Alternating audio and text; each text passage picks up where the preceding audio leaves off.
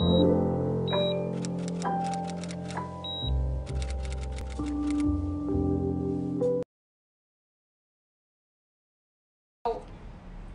we go again, Facebook Live. Welcome to your Saturday online clinic for the second time in one morning. Don't you just hate when all these technical difficulties creep in and make things so difficult? But we all know that the show must go on, right? Okay, so we make the best out of whatever situation we find ourselves in. Like I introduced the program before, it's always a pleasure to have you all calling from all over the world and join us on the program, okay? Today I'm excited to be talking about the vegan alternative to our diet. All the doctors that have been on this program have told us the importance of nutrition. You are indeed what you eat.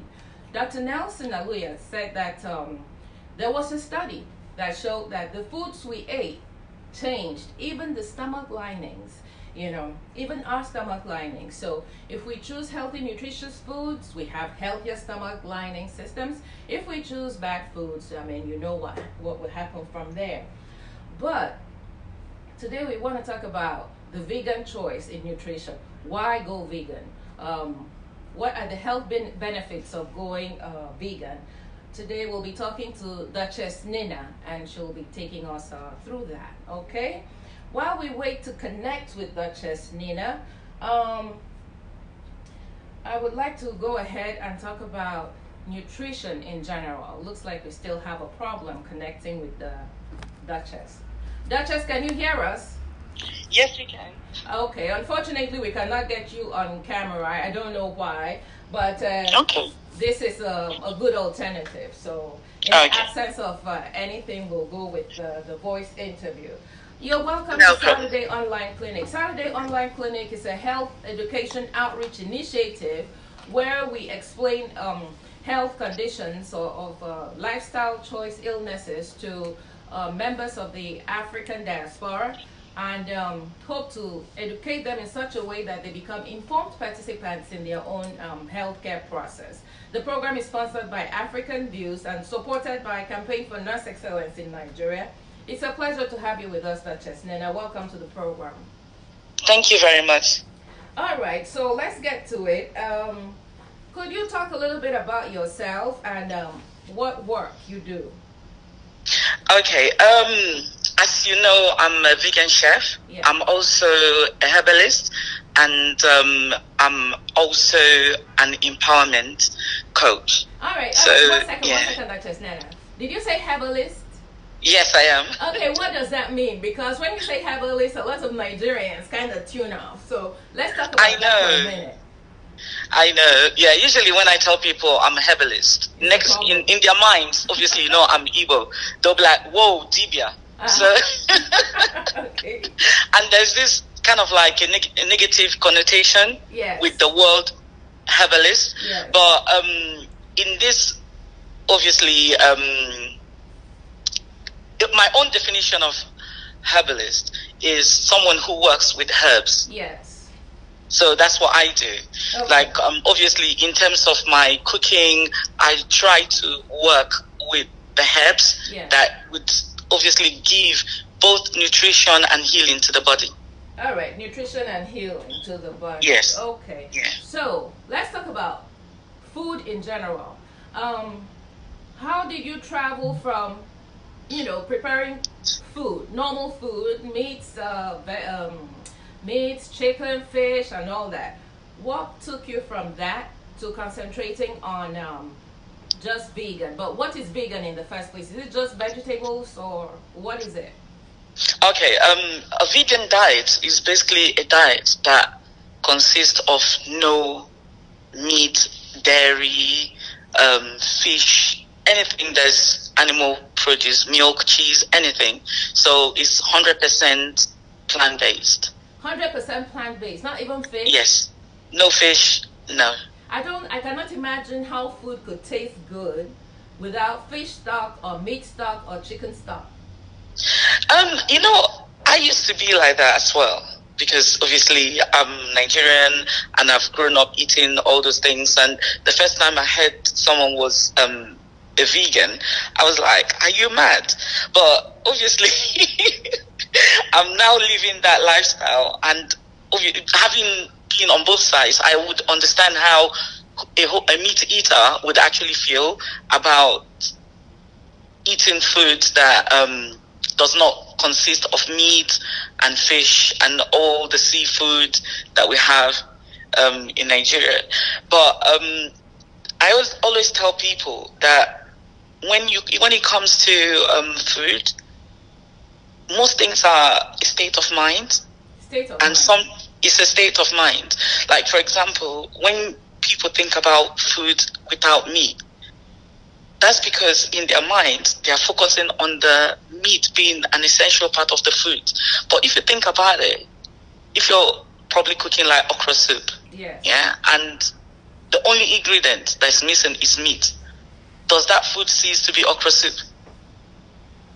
I beg to tell you that it would not taste the same without calabar fish, or without without crayfish, or I have never tasted vegan food, so I have no idea. I cannot even begin to imagine eating vegan food. But I'm very excited that we have connected, and I look forward to eating some of the vegan foods you make.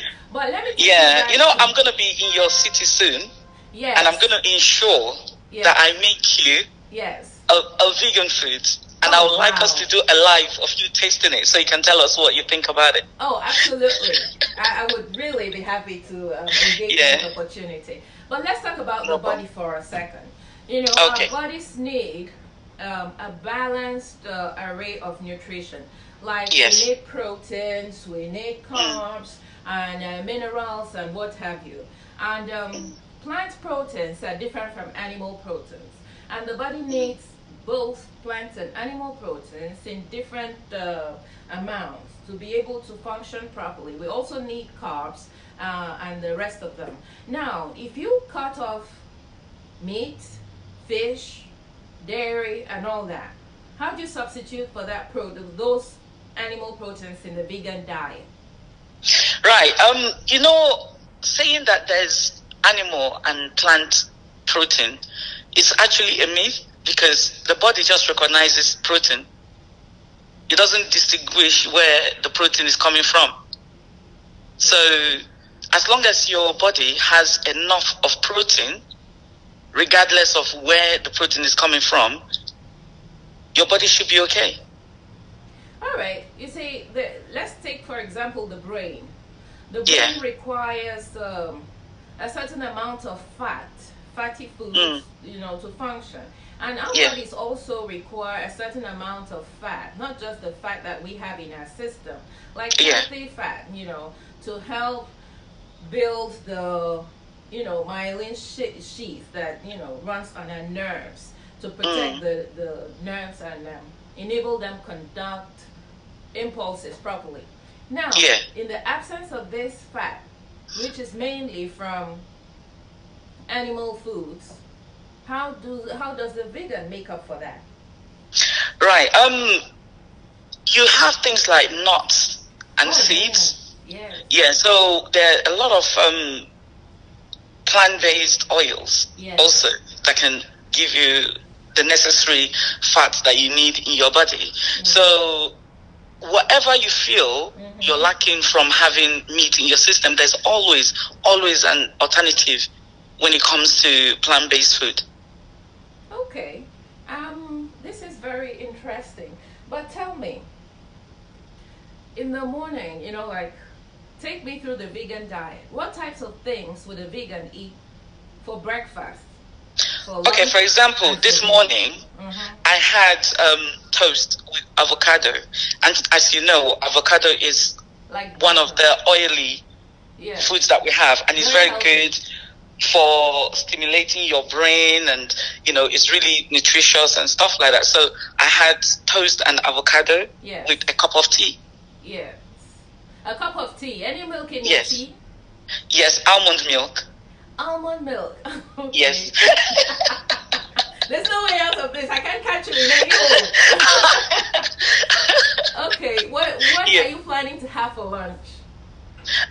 For lunch, because obviously, I'm visiting. I'm in Atlanta at the moment, Yeah. so I had gone with my auntie to Walmart, and we had bought quite a few things. So I'm doing a stir fry for the family. Stir fry. Yeah. And your stir fry is not going to have bits and pieces of meat. What is going to have? No, we've got mushrooms. Oh, mushrooms. I bought some enoki mushrooms. They're like really slim and thin and very chewy.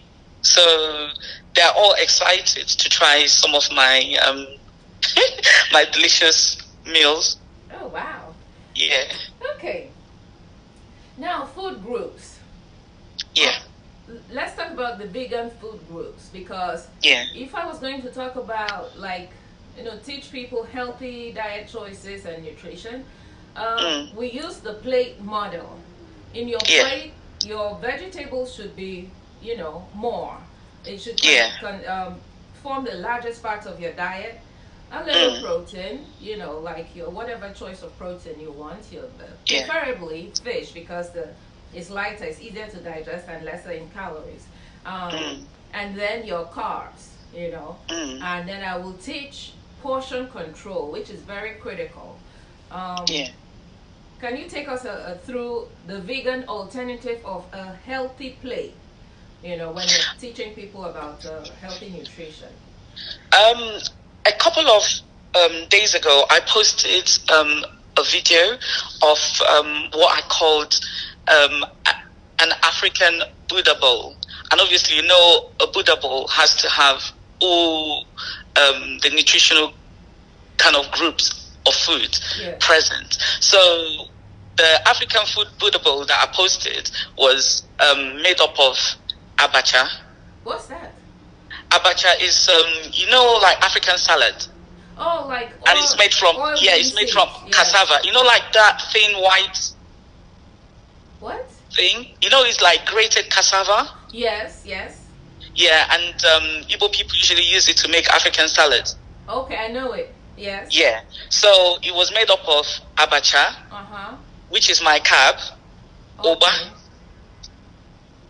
Oba, which is my protein. Okay. And I had onions. Yes. I had pepper. I had garden egg leaves. Yes. And I had garden egg.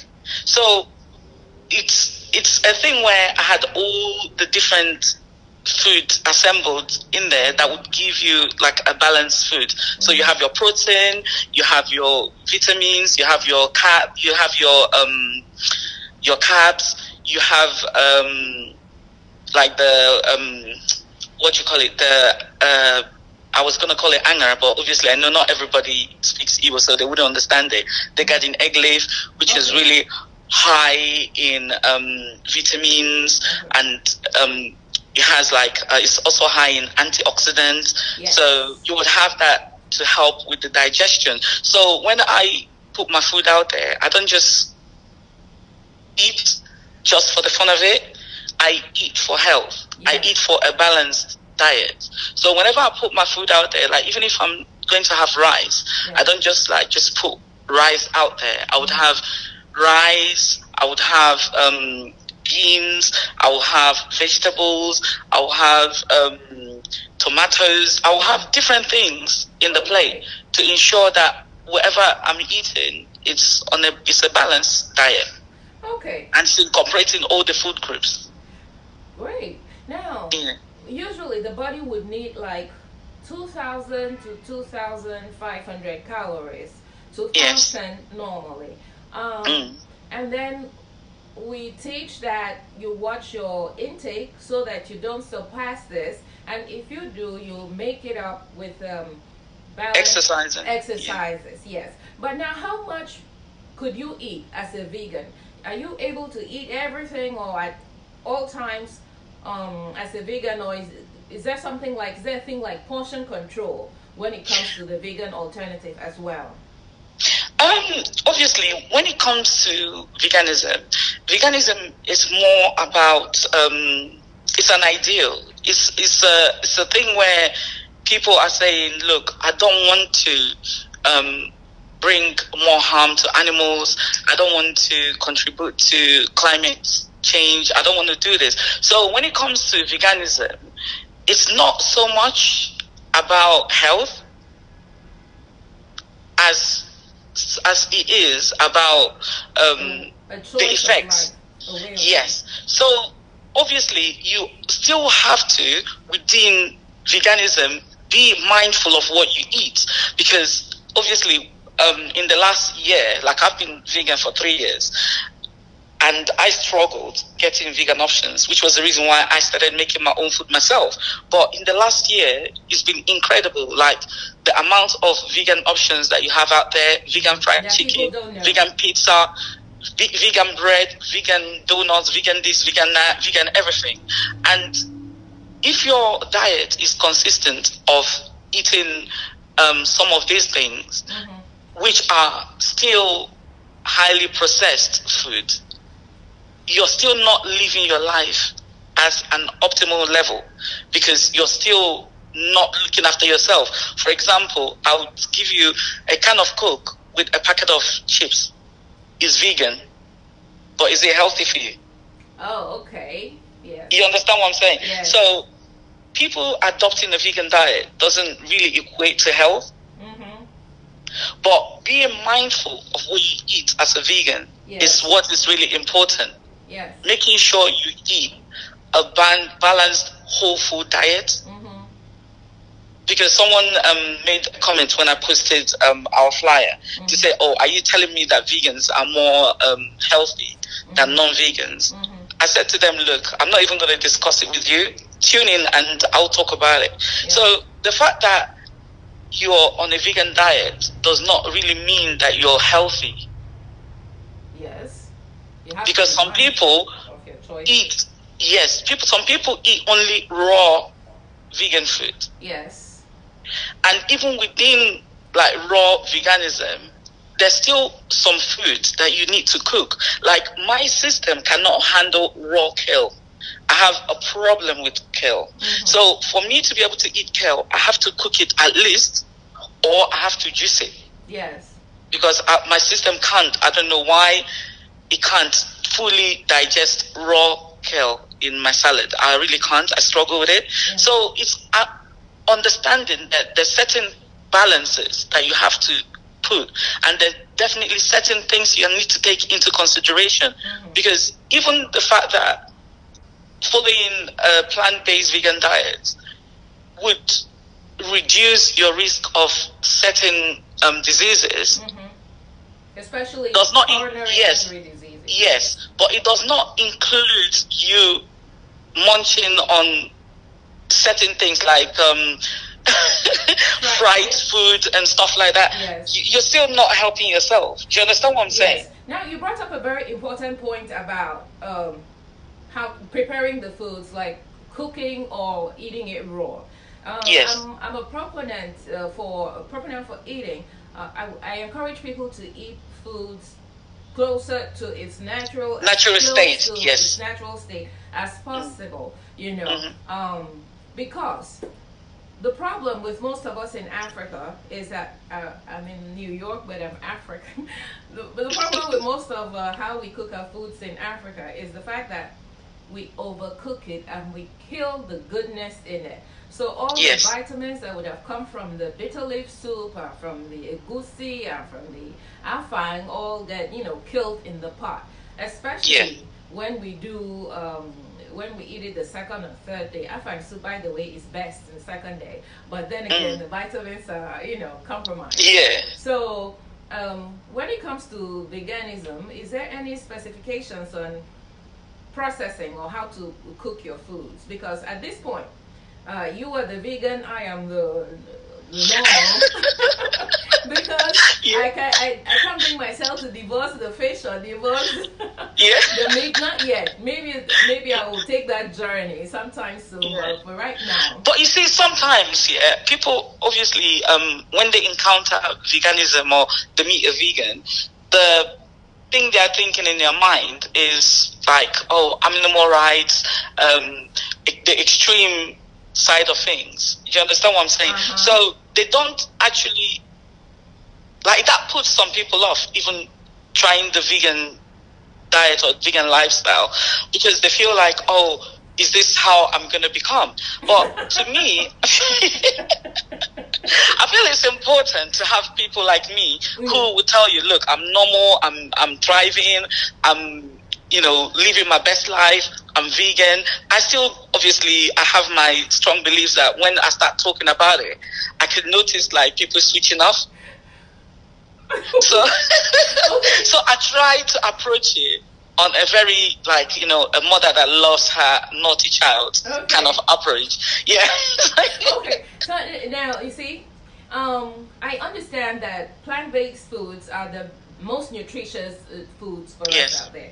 And because I eat only one time a day, like at about 4 o'clock, and the rest of the day, if I have to eat, I try to make it a salad, an avocado, plant-based anything, right? So maybe that's my introduction to veganism as time goes. But at 4 o'clock, I like to reward myself with a very sumptuous meal full of a lot of obstacles.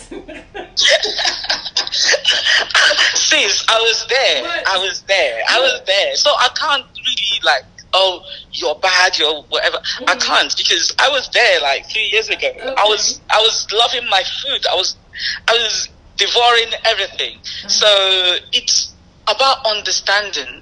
For example, when it comes to the way animals are being farmed, the things that go into the production of animals, especially in the Western world, some people just don't care. All they want to do is to increase the amount of animals that are available for the amount of people who want them and for the quantity that they want. So whereas when we were in Africa, and like my mom would cook food, and you know, everyone would get like a small cube of meat. Like now, people are eating like one whole chicken. And to be able to grow chickens to, you know, like to the extent whereby people can readily have one whole chicken every day if they want it. If they want it, not if they need it, if they want it. That has made some of the farmers go down unscrupulous lines whereby they're trying to pump up the chicken. Exactly, which is the reason why we're falling sick more than we used to. Everybody has cancer. Look at Nigeria, for example. I was so furious one of the times when I had gone to Nigeria, and you know, I was just kind of like driving past in Lagos, and all I could see was pizza this, chicken that, this that, and this that, and our food has now kind of become like very unpopular, very not trendy. People are trying to kind of like live up to I don't know what they want to live up to, which I would actually put down to colonization, where when we were in Africa, people never used to eat meat actively the way we used to eat until we had the colonial masters calm down. You know, obviously when you come to like places like Britain, they didn't really have vegetables and stuff, so they would eat like mainly meat. So they introduced that to us. Yes, and so, you see the sad thing about the, sorry, finish the line of thought, please. Sorry. Yeah, and our mindset is the fact that if the more meat you have available for you to eat, the richer you are as a person. Or you're showing off your wealth. Oh yeah, I can kill a goat. I can kill a cow. That now becomes like more of a status thing as opposed to a necessity thing. Yes. Okay. And then, sorry to cut you off. And then what now happens is those diseases which we used to call white man disease. Yes. We are now getting it. Exactly. That's where I was going to. Yes. So I was reading this book, which I would recommend for you to read, How Not to Die. Yes. Obviously, we know we're all going to die at one point, but he's talking about how not to die faster than you should die. I don't know why I find that funny. So in that book, he actually talked about the Nigerian diet. Yes. He mentioned, he's a doctor, he mentioned about the Nigerian diet and how following a Nigerian diet can reduce your risk of many diseases. Exactly.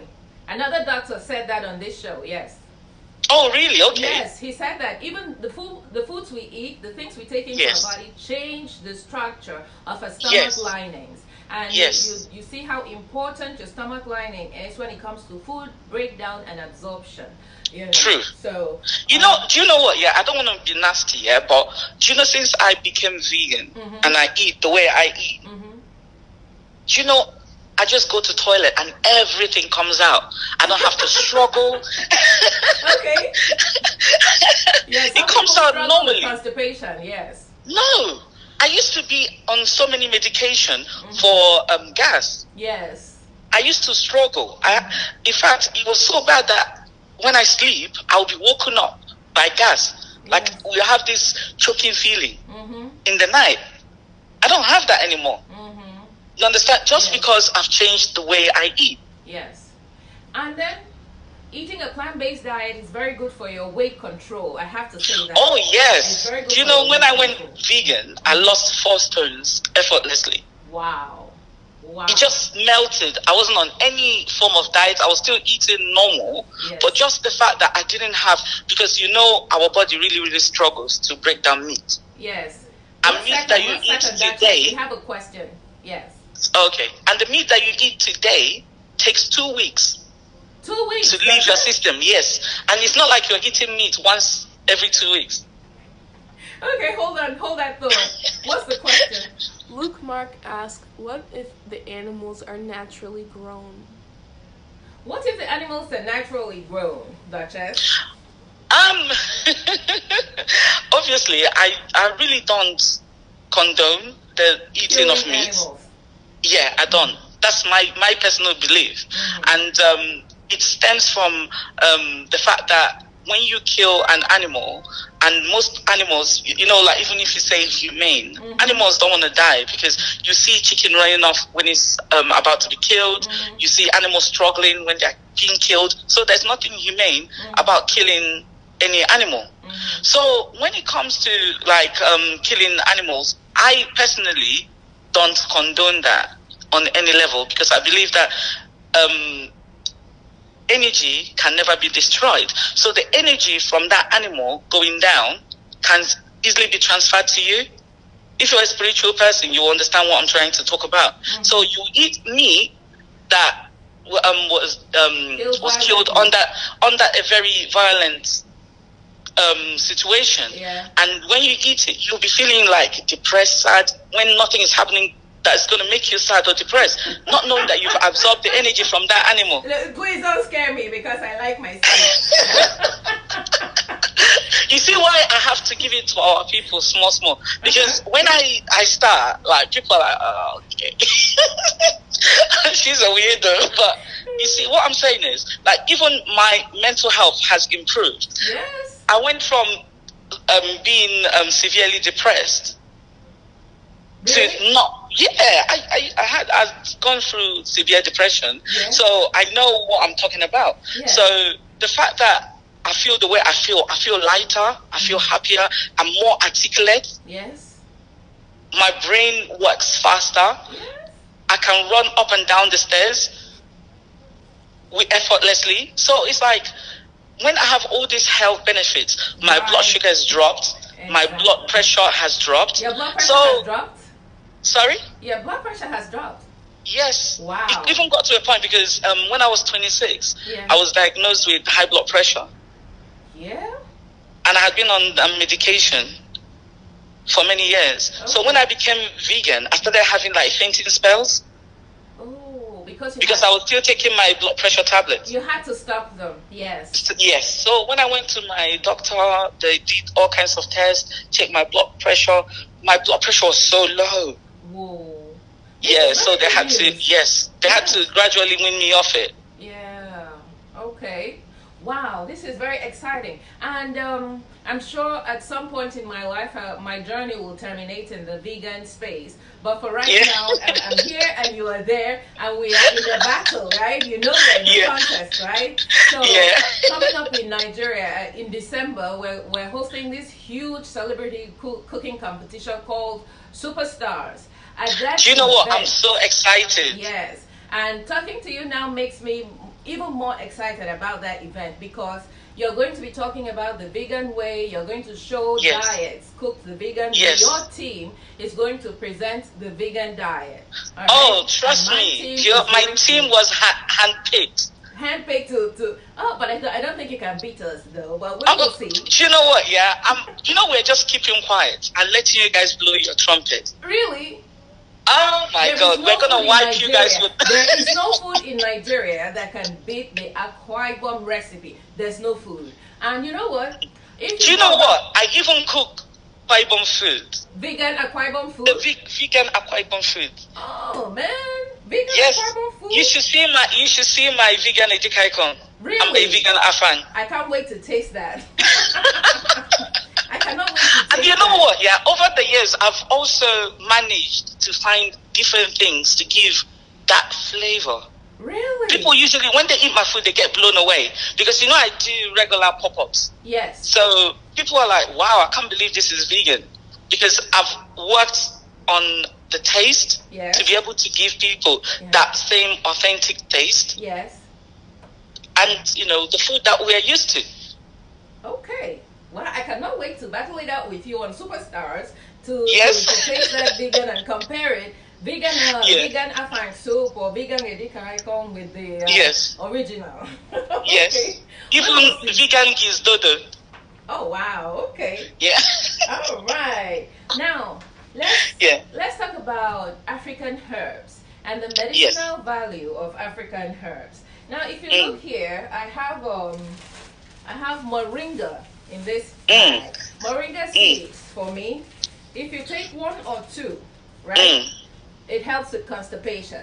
It flushes everything out, and it's been known for a whole lot of nutritional and health values. Okay. Yeah. And here I have bitter leaf. Bitter leaf is known across Nigeria to help with a variety of health issues as well, especially diabetes.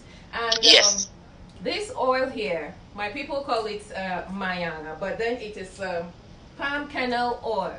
When I use this oil, my children call me voodoo mommy because this oil takes care of so many problems, so many skin problems. It works for everything. And you know what? Yeah, one thing people don't know. I don't know. Maybe the older school people would know. If you take an overdose, or if you have allergic reactions, and you take a teaspoon of palm oil, it neutralizes any side effects. I have heard that. And also, even on the dog, even on my grand dog baby, this oil takes care of any itching and whatever that's going on with it. But the most important thing I want to show is this from my spice rack. So now you see that? I'm ready for you. I'm ready for you. All this will be present in Superstars because I have here basil, cilantro, turmeric, melon, ginger, black peppers, rosemary, curry. I like hearing all that. Yes. But you see, even myself, I've devised my own products as well. Oh, you made based on based on the African herbs and spices. Yes. Yeah, so most of them obviously looking forward for the next year. Most of them are going to be launched, including some herbal medicines and things like that, which I can't really talk too much about. Yes, but a lot is coming. A lot is coming in January, so I would say people watch the space. And then also, like I spoke to you about the fact that I'm a herbalist, so I've been studying the African herbs for the past 2 years. And I'm working on a book, which I'm hoping to come out as well in January. Oh my goodness, you beat me to the book? That would have, it's going to be a cookbook with a difference. Okay. Because it's going to have all the herbs and spices, all their nutritional values, and what and why we should cook with some of them, Yes. and how to cook with some of them. Like, some of these things are things that people have even forgotten about. Yes, and you know, Because as in our grandmothers- quest as to become grandmothers, westernized, our grandmothers had such great knowledge of these things. For example, my grandmother had a leaf for every ailment, and I want you to talk Yes. about those things. You said you have been studying them. Let's talk about hypertension. Some of the things that people use for hypertension. I know one is beetroot. Have you heard Yes. about that? yeah, beetroot. But you see, me, I go more to Okay. African, especially Nigerian herbs. So we don't have beet in Nigeria. No, it's not. It's not original. No, we have beetroot in Nigeria, but it's not original, Okay. and it's not local to Nigeria. Okay. Yeah, so I do more of the forgotten herbs. Tell me some of them. Okay, like things like otazi. Utazi. Yes. Yeah. So most people don't really, because it has that bitter taste, Yes. people don't really pay that much attention to it. We cook with it. Yeah. Yeah, but you might cook with it, but generally in Nigeria, people are not really recognizing these herbs as they should, Yeah. because they are now moving more towards things like rosemary and stuff like that, which obviously are good, but not And neglecting. local. Yeah, but not And I think neglecting what the ones is that you local have.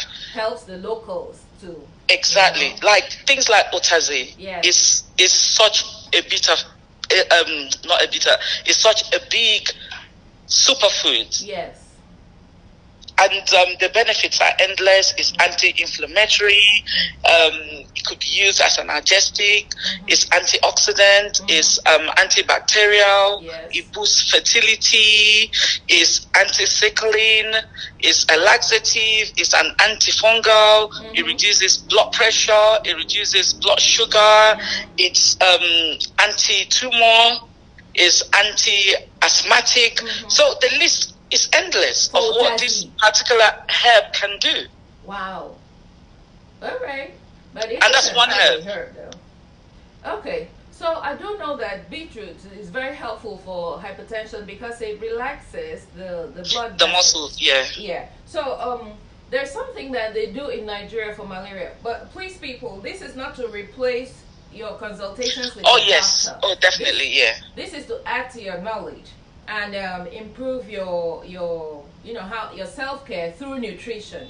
So do not use what we say to cancel whatever your doctor is telling you, but help keep your body healthy and in tip-top form by improving your nutritional food choices. Okay.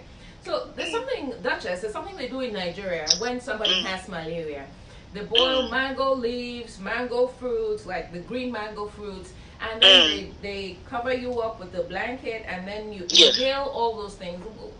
What is that supposed to do? I know that it might help the lungs.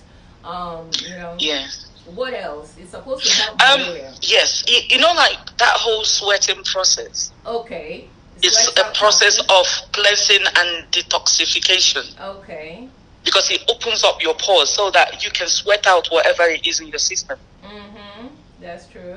That's one. Yeah, way. and then and then also like it kills whatever germs is there, like incubating your system. Yeah. Because what you notice that as you're doing that, they would also give you like plenty of water to drink. Yes. And they will also give you ugu leaf. They would juice ugu and give you to drink. Yes. So all those things are building you up as And your ugu body leaf is will flush your eliminated. system, make you poop. Yes, Yeah. flush everything out of your system. Yeah. So while we're on it, this is a perfect time to introduce the benefits of ugu leaf. The sad thing with ugu leaf is that we cook it to death. So by the time it arrives to the table, there's nothing much left in it. So can you tell us a little bit about how to use ugu leaf in such a way that is still beneficial to us? Okay, I'm just gonna tell you guys a short story about something that happened to me when I was much younger. I had typhoid, and because obviously my system, I was really my system is really good. So for me to get knocked down, it means that the thing has really been eating in my system for a long time before it knocks me out. So I became really sick, and I was admitted to hospital. Yeah, and they were talking about blood transfusion and all whatnot. And my mom said to the doctor, "Please, can you give me 2 days before we do this blood transfusion?" Not telling people if you need blood transfusion, not to take it, because it might just be, the only thing that saves you. So the doctor had given my mom 2 days. So what my mom did was she would juice ugu morning, afternoon, night. Morning, afternoon, night. I was drinking raw ugu. That couldn't have tasted good. Yeah. It was not tasting good, but if you know my mom, you can't argue it. So okay. One of those moms, yeah. Yeah, I just had to just take it. So, do you know, at the end of 2 days, they ran a test. Yes. And do you know, my blood had gone up so much in 2 days. Oh. Remember, of my mom doing that. Green leafy vegetables contain a good source of iron. Yes. Iron helps with building blood. Oh, wow. Okay. So. Yes. So just that 2 days, I did not need any blood transfusion. Just from the fact that we decided not to go down that road. Okay. Wow. So that was my introduction to juicing. No, introduction to juicing ugu, because I was so young then. I think I must have been like 10. Okay. Yeah. Wow. So that was when I started becoming interested in vegetables. Because even when I was in Nigeria, I used to plant all these things. I used to plant water leaf. I used to plant ugu. I used to all the little vegetables and stuff. I used to do a lot of gardening growing up, and fruits and stuff. I was so interested in those things. Okay, so interested. Right now, before we lose that train of thought. Let me talk more about the ugu. Yes. Before we lose that train of thought, let's encourage everybody to go back to your soil. Have your little vegetable garden patch, because it is so important to be able to pick from your garden patch onto your plate, or pick from your garden patch onto your pot, because this is the importance of green leafy vegetables we cannot overstate. So please get your gardens going once again. Go on, please, Duchess. Okay. So obviously we like to use ugu. People who don't know what ugu is fluted pumpkin leaves. Yes. Yeah, and most things that we have, like yam porridge, we put ugu inside it. Like you said, we cook ugu down to it doesn't have anything in it anymore. So sad, yes. It's so sad. But if we can even steam it a little bit, like when I cook, I don't really cook my ugu. I just put it on at the last minute when I'm done cooking, and just let the steam from the foods just cook it a little bit, so that it's still green when you eat. And this I learned from my mom. So I had carried that on, even to the extent whereby my mom would say to you, wash your leaves first before you chop it, so that you can keep all the nutrients. Because a lot of people chop their leaves and then wash it. And when you're washing your leaves, you can see the green leaving. Yes. And that green is what you actually need. Yes. Exactly. So when it comes to the benefit, obviously, it lowers your blood sugar. Yeah. It's rich in antioxidants. Yeah. It helps in the maintenance of the body tissue. Yeah. It's high in fiber.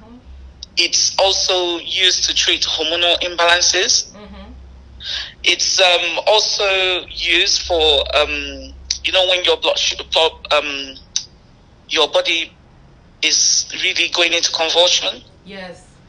And they used to, a lot of people go into convulsion in Nigeria because of the heat, especially the children. Okay. So they would give them some ugu juice, or give them ugu leaf to chew, and it will reduce that, don't know how that. Yeah, but it does that. And then, like I said earlier, it's an iron boost and used for treatment of anemia. It's high in potassium and magnesium. Yes. It's also good for weight loss Yes. because it helps you, go. Yeah, and it keeps you full. It makes you feel full. Yes. Another plant we want to talk about is aloe vera. Yes. I don't know if we have aloe vera in Nigeria, but this plant has been recognized for so many good health qualities. Yeah, we have aloe vera, but we used to, like back in those days, it was more like decorative plant. Oh. So I didn't really know that much about it. Yes. Okay. Aloe vera has a gel in it. This gel has been known to help with collagen and granulation of the skin. So it can be used. I also know that if you have a wound and you use the aloe vera to rub against it, or if you have a burn, it helps in healing. It helps heal burns. It helps with anything that is irritant on the skin or abrasive or hurts the skin. And also it could be used for the internals. It's very helpful too. For anti-inflammation. Exactly. Yeah. Yes. This is another wonder vegetable that we should look into. Tomatoes. Tomatoes are magnificent for the skin. Tomatoes have some kind of acid in them. For most of those women who bleach their skins and bleach their skin burns. Tomatoes will help clear the dark patches of the skin. So will aloe vera, because aloe vera will first heal it and then help neutralize or even out the color. Respiratory issues. I'm just going to make a quick apology because you'll probably be hearing some sounds. My cousin just moved homes, so she's bringing her furniture in. So okay, that's all right. So respiratory issues of cough. We have a whole variety of things like bitter cola and mint leaves and all that. Now I am looking for a root. Like when you grind that root, it comes out yellow. When my daughter Stephanie was younger, I left her with my mom for a while. She had a bad cough, and all my mother gave her was this yellow root. I keep asking her to give them to me in bottles because I like to find out exactly what they are.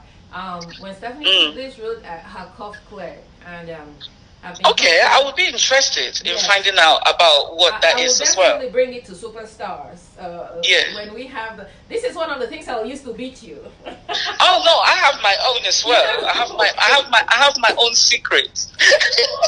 Okay, all right. Let's round up by talking about beverages, healthy beverages that we could make out of African vegetables. I know there's hibiscus and there's the zobo drink. Zobo drink is made up of sorrel? Yes, sorrel, which is the hibiscus flowers.